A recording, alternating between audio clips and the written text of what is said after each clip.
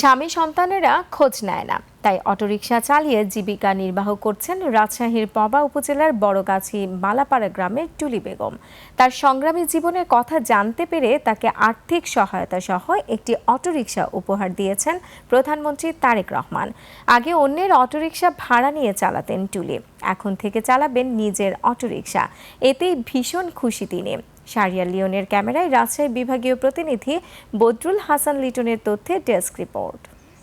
Niacinamide ও salicylic সমৃদ্ধ lily face wash যা ফেসের ডেড স্কিন সেল দূর করে দেয় দ্বিগুণ ফাস্টার ব্রাইটেনিং। রিস্কা চালাই রাজশাহী শহর ঘুরে। টুলি বেগম জীবন যুদ্ধে লড়াই করে যাওয়া এক সাহসী নারী। নিজের কর্মজীবন নিয়ে নিজেই গান লিখেছেন, নিজেই গীতিকার, নিজেই সুরকার। অটোরিকশা চালানোর সময় নিজের লেখা সেই গান গেয়ে ওঠেন তিনি। আমার রিস্কায় কত মানুষ কত জায়গায় ঘুরে। সময়টা ছিল করোনাকাল। চরম অভাবের সংসার ছেড়ে একে একে চলে যান স্বামী ও দুই ছেলে। দুই মেয়ে ও এক নাতিকে নিয়ে পড়েন গভীর সংকটে। ঘরে খাবার নেই, অসুস্থ নাতির ওষুধ কেনার সামর্থ্য নেই। এমন পরিস্থিতিতে প্রায় ৩০ কিলোমিটার দূর থেকে রাজশাহী শহরে এসে ভাড়ায় অটোরিকশা চালানো শুরু করেন টুলি বেগম। প্রায় ৫ বছর ধরে এভাবেই জীবিকা নির্বাহ করছেন ৪৬ বছর বয়সী এই নারী।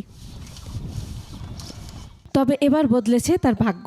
সামাজিক যোগাযোগ মাধ্যমে টুলি বেগমের সংগ্রামী জীবনের গল্প নজরে আসে প্রধানমন্ত্রী তারেক রহমানের। তার পক্ষ থেকে সহমর্মিতার বার্তা পৌঁছে দেয়া হয় এবং উপহার হিসেবে দেয়া হয় একটি নতুন ব্যাটারি চালিত অটোরিকশা।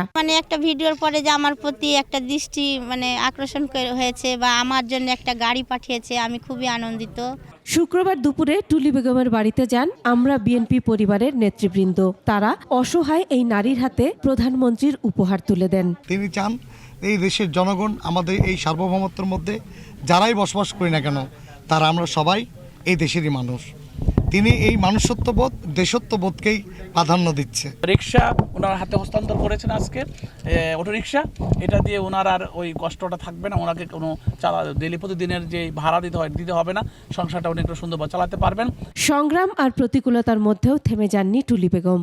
একটি অটোরিকশা হয়তো তার জীবনের সব কষ্ট দূর করবে না, তবে নতুন করে ঘুরে দাঁড়ানোর শক্তি যোগাবে, এমনটাই প্রত্যাশা প্রধানমন্ত্রীর পাঠানো প্রতিনিধিদের। মাসুম আলিসা, ডেস্ক রিপোর্ট, একুশে টেলিভিশন।